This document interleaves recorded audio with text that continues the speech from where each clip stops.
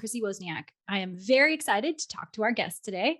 Brad here is working with leading edge technology, bringing precision dairy equipment to the American farmer. He's both president of AMS Galaxy USA, and he's a fourth generation dairy farmer from Cornerview Farm in Kutztown, Pennsylvania. I'd like to welcome Brad Biehl. And joining him today is Director of Sales and Marketing for AMS Galaxy. She's also a dear friend of mine. Welcome, Brad and Suzanne. How are you today? Doing great. Happy to be here. That's wonderful. Thank you. So what's your background? Can you each tell me your backgrounds? Sure.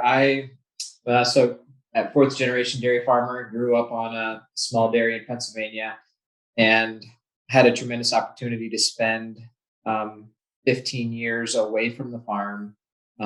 Started off with a mechanical engineering degree and then got to work in corporate America for a large oil and gas company. So it's been really fun to see a different side of business and then coming back to the dairy farm and then joining AMS Galaxy has been just a wonderful launching pad to let my passion for the dairy industry and passion for dairy farm families be enacted in everything we do every day, providing this technology to them. That's excellent. And I grew up on a farm. It was not a working dairy, but we always had some dairy cows, and I worked with animals in 4-H and just kind of always knew that I wanted to work in ag and dairy industry. So I have a degree in business and have worked in almost every aspect of the dairy industry. I have milked cows. I have worked on the co-op side and kind of that business industry side. And then I've spent several years working in marketing, covering all different kinds of animal health. And I'm really excited to be back in the dairy market, working with AMS Galaxy. I've been here since about mid-2021. So I'm really excited to be working with technology and on farms with dairy producers again, and being able to help solve everyday problems that face dairy producers. Those are some great resumes for what you're currently doing now in dairy. So tell me about Galaxy. What's the company's history? So interestingly enough, Galaxy was really born as a company in 2010. And at that same time is when I was working with my family to try to take and transition our dairy farm from a conventional tie stall barn to a robotic milking facility. So at the same time, I'm learning about robotic milking, learning about different brands of robots that are available.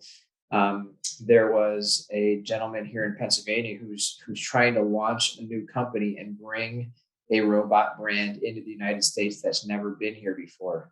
So like strangers in the night, we met, and I started this journey with AMS Galaxy by being the first customer of this startup company.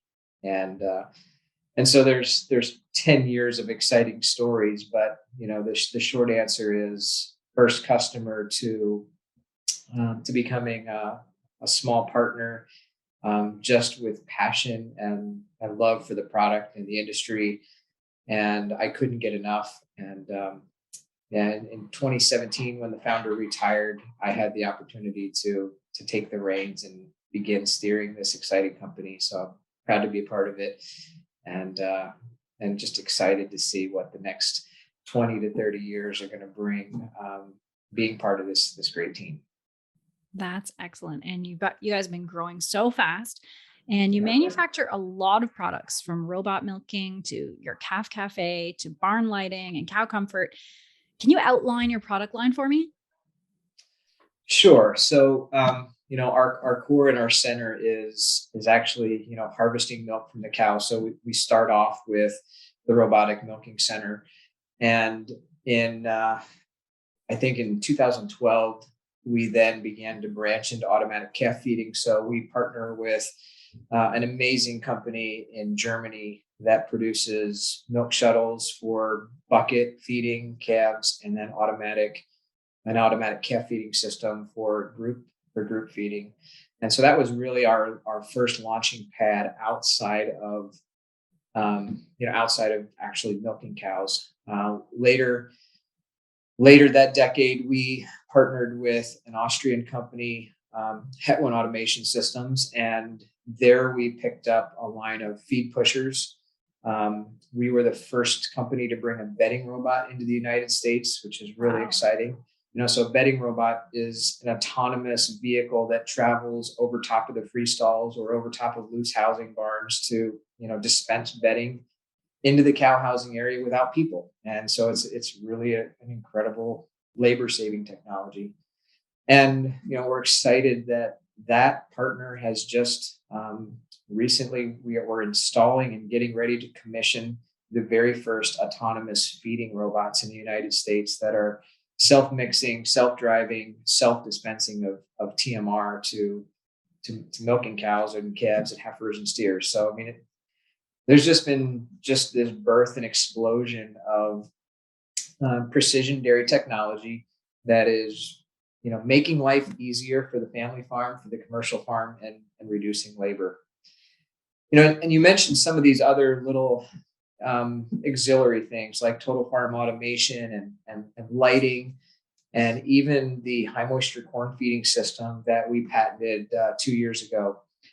And those, what I would call little auxiliary pieces of equipment that we brought to the market are very special and unique because most of those innovations are birthed out of what I would call the struggle of the dairy farm family, which is very real to us because we are not just an equipment provider. We have our own farm. So we milk 130 cows. It's supported by my family, but it is a place where our technical team interacts. It's where we do training of not only our internal staff, but for our customers. And because it's real life, we encounter real problems, both technical problems, people problems, or farm employee problems, and also, the financial challenges that come along with being on the roller coaster of the dairy industry. And so where there's pain, there is innovation. And so that innovation has led us to some amazing products. And I would say the biggest and most exciting one that we launched was this high moisture corn feeding system that came out 2 years ago, providing tremendous savings to robotic dairy farms of all brands. So. Wow, that's so cool. And I guess I'm curious about the robotic feeding and the bedding. So does it has to go reload itself. So how does that work? Sure. Do you want to go ahead, Suzanne? I'll let you talk a little bit. I'll take a breather. So with both of those, you have for the feeding, you have a kitchen, and for the bedding robot, you have your basically your storage area. So there is an element of loading the kitchen with all of the feed ingredients, and with the bedding, you do have to kind of load that, but you're looking at a much less labor intensive, filling of those receptacles. And then the bedding robot and the feeding robot each go back to their respective homes, and they fill up with either the bedding or the feeding robot weighs out all of the ingredients. It mixes everything right there in the kitchen. And then they go along their little path. The bedding robot runs on a rail above the animals, and the feeding robot actually runs with magnets that are placed in the ground. So it uses magnets as kind of its track, if you will. And it's pretty neat to watch it just kind of drive along and take care of everything that you need done. The feeding robot is charging while it's mixing, so it can be feeding around the clock. And we recently visited a farm that was mixing 8 different rations and feeding 22 times a day. So taking, not just reducing the labor involved, but also with both the bedding and the feeding, you're doing a lot more smaller portions, if you will. So when you're bedding less every time, but bedding more often. So then you have less waste of bedding falling into the aisles and being kicked out by cows. With feeding, you have less feed refusals, and you also are constantly putting out that fresh feed, encouraging cows to come back out.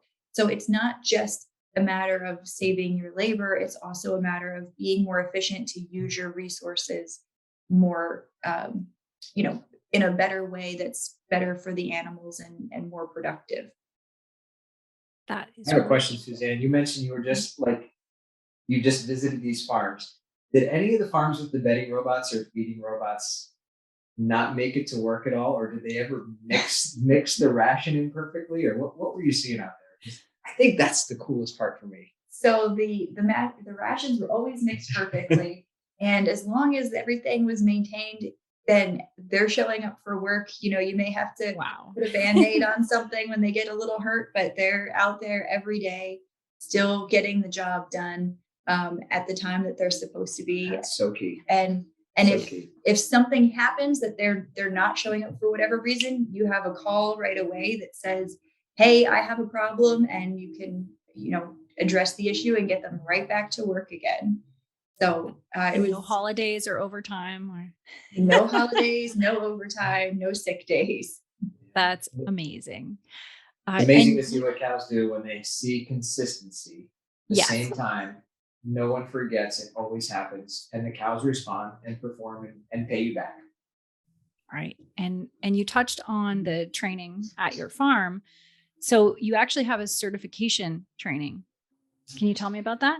Sure, we do. So, one of the things that we found early on in our journey with robotic milking was when a dairy producer um, understood what the equipment was supposed to do, they were more satisfied with the product. So we found that having not just the dealerships in our network be trained on how to understand and operate and maintain the equipment, if we took that one step further and took that depth of training down to the producer level, we were able to give our customers a different perspective. And that perspective allowed them to have choices. They weren't pigeonholed into, if I buy a robotic milking system, there's only one way that I can operate it. I operate it. And when it breaks, I need to call somebody, and we've opened doors. So what that looks like is they spend a week at our facility in Pennsylvania. They are in classroom. They are in a what we call our training bay, where we have the parallel is the automobile that has no fenders on it. The hood's ripped off, the dash is out, and you can see the guts of the machine. And we teach about the technology, not just how it's supposed to work, but why it does what it does. And then we have the element of the operating dairy, where we can see the robot milking cows. We can see how sensors work. We can see how sensors respond. We can teach them not just how to maintain it, but also how their management will change when they go on and become a robotic dairy producer. And so these elements equip a dairy producer to start milking with their new product with a totally different feel. So they walk out with a certificate, but that certificate gives them confidence. It gives them competence to make repairs. It gives them the authorization to do even warranty repairs on their own. And the result, really, the reality is we have two completely different ends of the spectrum. And we have some dairies that will walk out and they will do 100% of their operation and maintenance on their own for years and years and years, and internalize some of those labor costs and be super successful. And we have others that do a mix. And then we have the far end of the spectrum that said, you know what, I'm really glad that I took that course, because for at least the understanding of this is what it's supposed to do, and this is what it does when it's working. And now I can call somebody because I'm really focused on, my cow health, or I'm really focused on planting my crops, and I still want to hire someone else to do the repairs and service. They have that option too, but they can do it in a much more controlled fashion. And at the end of the day, we believe that that drives success and profitability on those dairies. That's And it. I think Go ahead. I think that you mentioned a really key thing there is about the management. And, Brad really talked a lot about the milking robot, but even if you're going to automated cat feeding or automated feed mixing, there is a really a mental shift in the way that you're managing. You're going from managing cows to managing people, and now you're managing technology and data. And that's a big leap. And so not only are we teaching people how to repair and be hands-on, we're also teaching them how to change their management philosophies. And we really try to give a lot of the tools, regardless of what product they're working with, to be able to manage it. We have an online web store that all of our customers can get their own account to the online web store. They can log in. They get the part that they need. We direct ship it right to them. And so just giving these producers the tools to manage their farm exactly how they want to manage it, and teaching them some of those alternative management styles and the way that they have to shift their thinking when they're looking at automation to help run their farm. That's incredible. And are you seeing as a byproduct of that, of this thinking outside the box, is really developing a team mentality with your customers if they're spending that much time with you? There's absolutely a relationship that happens in that week. And I think it not only with the person who's teaching the class, but with our whole organization, anyone they interact with, they feel like they're part of the Galaxy family. And we often say that while we have 130 cows milking on our small training center site, we really take care of thousands of cows. So our customers' cows are our cows, and that's the mentality that we have. Yeah, that's a great way to look at it. And an interesting newer area of dairy farm management is automated herd monitoring. How is that changing the bottom line for farmers? You want to take that one, or should I? You go ahead. Okay, so it is absolutely just crazy the amount of data that we pick up from an individual cow. And Galaxy has solutions that will provide us chewing data, rumination data, lying data, standing data, data when a cow is in heat, all the way to the cow's position in the barn. We have several customers who have this GPS technology on the cows, and so the amount of information is a bit overwhelming on one side, but when you really get down to it, the way we process that data and give the farmer simple tools that he only uses what he needs, it has made everything streamlined. And at the end of the day, I know our customers have more pregnant cows, and more pregnant cows turn into more pregnant cows, and healthier cows all turn into more milk, and all turn into just a higher efficiency operation. So. Right. Yeah. And I also just want to expand on that. With our automated calf feeding solutions, we have data from essentially almost the day that the calf is born, and you're seeing how much they're eating every single day. You're able to see a lot of data about the calves as well. So not only are we looking at using automation for making decisions around the lactating animals, we're also able to translate that into other areas around the farm and just become better managers of animals. It is definitely overwhelming, and everybody's going to pick and choose which parts are most important to them. But it's also amazing to have so many options to really expand how you choose to manage your farm operation.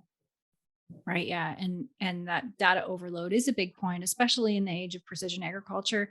It's not just data from the barn, it's data from the tractor, it's everywhere. So how do you recommend a producer sort through it all to make decisions on the numbers that are coming in?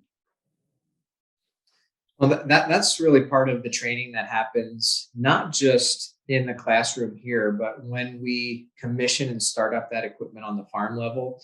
That we're spending time listening to what the producer's needs are and tailoring that training to their individual challenges, because every dairy's got a different set of challenges and opportunities. So I think there's a journey with every one of our customers. So we have to help them understand what their challenges are and what pieces of data will get them to the next place. And as soon as they solve that problem, there'll be another one, because that's just the way this business works. So we have a monthly newsletter. We've started doing a video tip of the month. So there's so much data. There's so many opportunities to use data differently that we're trying to take what our producers are saying. I wish there was a way to fill in the blank. There probably is a way to do that. So we're taking the needs and the questions and are trying to turn them into a quick little video tip of the month of how to better use their software to manage some of those questions.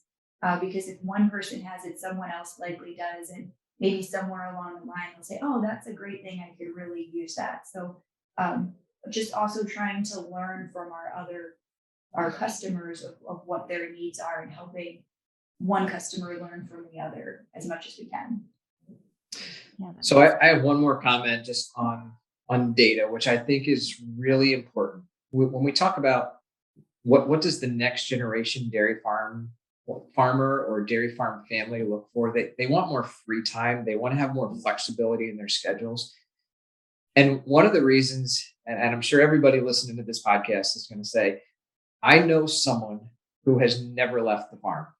Yeah. And why don't they leave the farm? They don't leave the farm because they feel like they need to do it all, or they can't trust what's going to happen when they leave the farm. For me as a dairy producer, I recognize and I understand that, but I can leave and I have this, and this phone gives me all the data in the world, because I can check into any system and I don't have to call back to the farm and find out, how did milking go tonight? Were there any sick cows today? Are there any calves that need attention?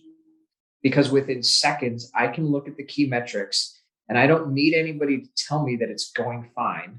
I don't need anybody to tell me that there's a challenge. And if there is something I'm interested in, I can then engage while I'm away. And I think this technology is just giving us freedom, but it's also giving us some comfort. Comfort that we know what's going on when we step away from our operations. And I think that's something that's becoming more important to people today, is to be able to get away, and it's healthy to get away. So I love that we can do that for our customers and give them that opportunity. Yeah, that's a really great point. And looking to the future, to the next generation, with how fast technology is going, it feels like the future is right now. Like a couple of weeks ago, I talked to John Deere about the autonomous 8R, and there's so much happening right now. So why do you guys think that the future of automation is so important? Yeah, that's a big question. Go ahead, Suzanne. I think that there's a lot of things. I think we were already moving down this path, and then I feel with the pandemic, I think it's accelerated us in some ways. Obviously, there are labor challenges, and everyone knows, regardless of your operation size, that labor challenges always pose a threat. So with automation, like Brad said, they don't call in sick, they're not on vacation. There's an added level of reliability.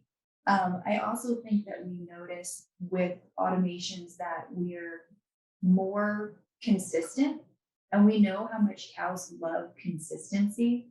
And so being able to deliver that consistency through automation is just improving productivity on farms. I also think it's like Brad said, people want to get away. And the next generation, I remember hearing some farmers who have said, don't do this. You don't want to be tied down the way that I have. You want to live your life. And I think that quality of life also is a big driver for people wanting to engage automation, to give them some flexibility and freedom. And I think that those, for me, are kind of the big things that I hear often about why someone wants to incorporate automation to their farm. Yeah, that's great. And many producers right now are focusing on cow comfort. What's your advice to farmers as they narrow down what they want to add to their farm? There are so many options out there. There are a ton of options. I think, it really comes down to what that farm's needs are. Um, One of our farms that we're working with, they want to have pretty much entirely automated farm so that there's no tractors ever driving in with cows. And they're looking at cow comfort from a slightly different perspective, and their automation is built around the animal never being disturbed, and she can go milk when she wants. The bedding robot comes over and puts bedding in, it feeds. So it's really built around what's ideal for the cow. um, I recognize that some people need to work within the parameters of what they have, and so a bedding robot is a really easy kind of first step, that you're really just improving that cow comfort by giving them fresh bedding. It's fresh, it's clean, it's dry, it's put out every day, multiple times a day, and you're not wasting it to kick out in the alley and gutters. If you're only bedding once a week or something. So I think that that's a really easy way to just kind of bring something in that is so cow focused. I mean, really, bedding is probably one of the most cow comfort focused things that we have. Um, and it's an easy thing to put into an existing facility. And even things like the feed pusher, we've talked a lot about the feeding robot, and that's a great option. But even just having an automated feed pusher that is making sure that that feed is within reach of your cows, it's coming around multiple times a day. And I know you don't think of that necessarily as a cow comfort feature, but it really is when you think about if you have a herd and you have woolly cows and maybe younger or more timid cows, and the more aggressive cows are right there when the fresh feed comes out. But that young cow or that more timid cow, she needs to have feed available to her too. So, just having some of these simple little things that can improve your cow's comfort and your cow's lifestyle as well is, I think, a really big win for operations. Yeah, absolutely. And switching gears a little bit, in your opinion, what are the biggest challenges that dairy producers face today? Dairy producer Brad? Well, I think when the number one thing we hear is finding people who want to do the work. Yeah. And really that ties back to cow comfort. When an animal has to wait on a person, or an animal has to deal with a new person or a new employee who doesn't know how to do it quite right, we're impacting that animal's well-being and that animal's lifestyle.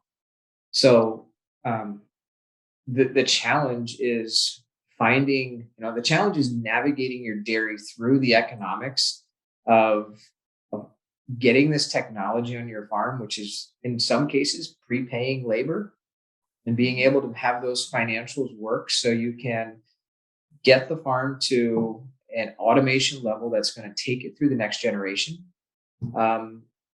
Give that cow comfort that's needed. And I was listening to Suzanne talk about all these ideas, and the one that really resonates with me is when I walk up to a calf barn at a traditional dairy, and I walk up and all the calves start crying.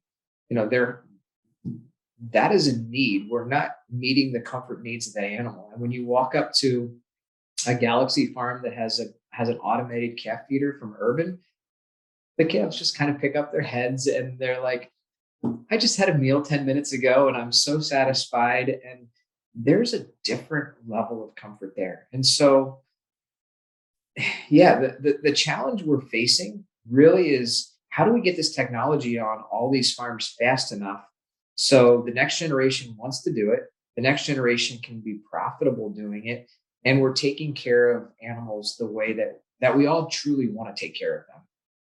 So. Yeah, excellent answer. And that comes right into the next question.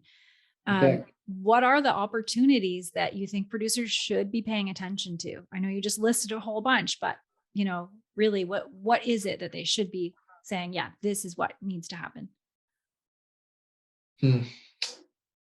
I think we've kind of said this before. It really depends on the operation and the challenges that are there, and the people that are in each operation. So I don't think there's a one size fits all technology, you know, dose that we'll throw at anybody. Our goal is as our team of product consultants goes out, um, we try to listen first, and we want to listen, we want to understand, and there's a good chance we could walk away from a producer saying there's nothing that we can help you with here. But more than likely, we'll find opportunities. We'll find a certain mix out of our product line that will satisfy their needs. So I do think that's what makes our company cool, is because we've got these relationships and partners, and we can touch every bit of the operation. Everywhere there's a challenge, we have a solution. And if there's a new challenge, we're feeling it and we're going to develop it. And we're not shy or slow to do so. Yeah, that's great advice, great answer. And producers can take comfort in knowing you're not going to just sell them a system and walk away. I think that's so important, especially right now with different sizes of dairies, right? There's fewer small dairies and there's lots of big dairies, and they're all different and they all have different needs. So that's great. And I've heard that you guys have also been globetrotters recently. So where has Galaxy been taking you and your team? Like, where in the world is Carmen Sandiego Galaxy style? So we were recently visiting a lot of our vendors over in Europe. It was absolutely incredible for me as a relatively new employee to visit our manufacturer who has all of our automated feeding equipment, and we have some exciting new equipment coming from them. They have a manure robot that we actually got to see in action. So it was really neat to see their facility. And then as we traveled and visited farms, we also got to see the very first feeding robot that was ever installed by this company. It's been in operation for a year and a half, and talked to the producer firsthand about what his experiences have been. And it was also really cool to hear him say, it's worked better than we ever thought it would. Which, as the first one, you recognize you're kind of a test, a little bit of a guinea pig, but he absolutely loved what it was doing for him. And then, seeing farms where they have the bedding robots, and again, the farms that we were visiting were just dairies that happened to have all of this equipment. So that was really neat. And we also got to see several calf feeding farms. I think one of my favorite was getting to see the calf feeder on a sheep farm and see these little baby sheep that were coming on to the calf feeder, and hearing how differently sheep and goat producers are using the calf feeder compared to how a dairy uses it, just because of the difference in their needs. We also visited a farm that raises beef cows. They raise them from 2 to 4 weeks to 3 months, and the calves never leave the pen because moving pens is stressful for the animal. So what they do is they actually put several feeding stations on a skid. They can place it in front of the pen, move a gate, place the skid, and then when the calves are weaned, but they're just eating TMR, they can pick up the skid, move the skid, put a gate back in place, and then be able to clean it, do any repairs that they need to, and move it to the next pen. So that was really, really fun to see how some of these different operations are adapting equipment to what their needs are. They're finding innovative ways to use things. What I think was really cool is here we typically think, I'm getting a calf feeder, I need to build a new facility that's set up for automated calf feeders. And we saw many farms in Europe that were old facilities that found ways to adapt and still incorporate automation and make it work really well in whatever facility they already had. So it was really fun to just get to visit some of our vendors and see a variety of operations throughout Europe that are using automation and have been using automation for many, many years. That is really cool. And I'll just like to add, when you get to see the factory, you also get to see a little glimpse of the R&D department, and it is so exciting. And I wish there was a way that I could talk about all the things that I saw that are coming.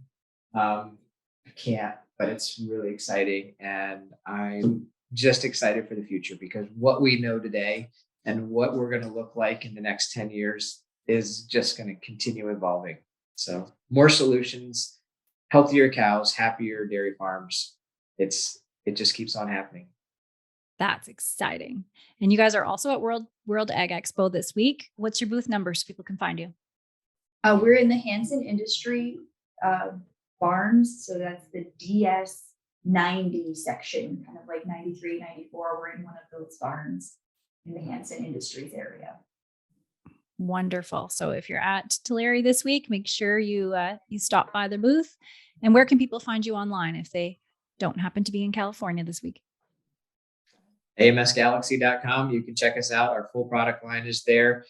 And there's links to contact us and learn more about our team and our products. So we'd love to connect with you.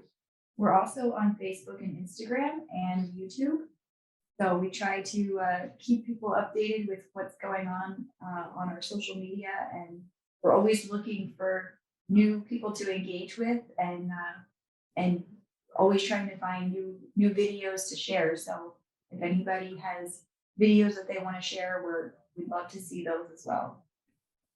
Great. And I have one more question for each of you. You can take turns. Why do you personally serve the ag industry? I'll go first. Okay. So I believe that the backbone of our country is built from farm kids. And farm kids are, if I take the typical farm and there's 3 or 4 of them, there's hopefully one that's going to carry the torch and keep the farm alive and take it to the next generation. And then there's 2 or 3 others that go out and they're part of the local factory. They're part of the local church or the industry that's nearby, or they move across the country and they're involved in our country in some way. The family farm is an incredible place to grow up. It's an incredible place to learn about equipment. It's an incredible place to learn about animals and life, death, and working hard. And I could talk for hours on the values that come out of that. So I do this every day because I want to find ways to keep the total number of farms up, because everywhere there's a farm, there's a family, and that family shapes our country. So I'm just passionate and excited about continuing to do that.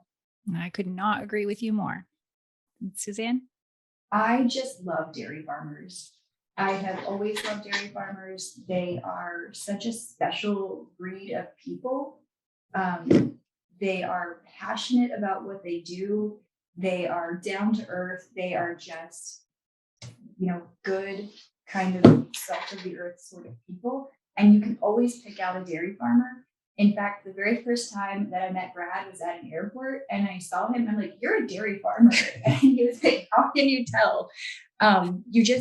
You just know a dairy farmer. They're so different, and I really just love dairy farmers and the dairy industry, and I really love being able to learn about everybody's operation, how they do things differently, and finding ways to help them be a better farm and help them solve problems that they are encountering. So for me, I just really love dairy farmers. That's awesome. Well, thank you guys so much for joining me today. This is a great conversation. Thank you. Thanks, so much. Chrissy. And thanks to all who are watching or listening. If you want to learn more, the links are provided in the show notes. And don't forget to subscribe to North American Egg Spotlight, YouTube, Rumble, or Egg Fuse channels. And the podcast is available on Spotify, Apple, Stitcher, Amazon, or wherever you listen to podcasts. And have a great day. Thank you.